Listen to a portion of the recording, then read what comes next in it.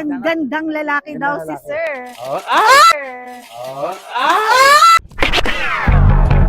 Welcome guys! Let's go to the PDA Convention, Philippine Dental Association.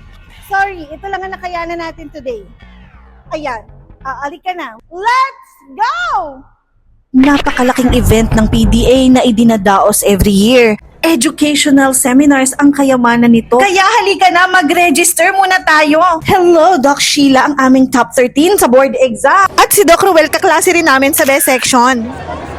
At ito naman si Doc Jane, nag-teacher sa Sentro Escolar. Ang magandang si Marian, Casey, Aina, and Tin. At ayan, nagtipon-tipon na nga kami. Napakaswerte ko sa mga kaklase ko na ito. Matatalino na ang kwela pa. Ang lalakas mang asar sa aking TikTok page. Here we go!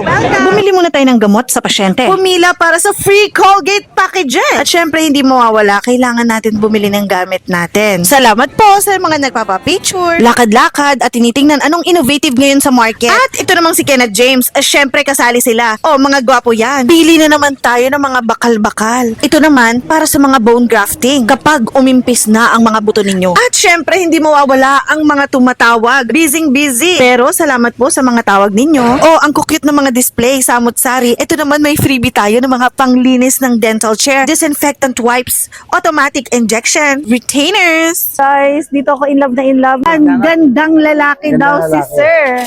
Ay! Ayan, nahulog na.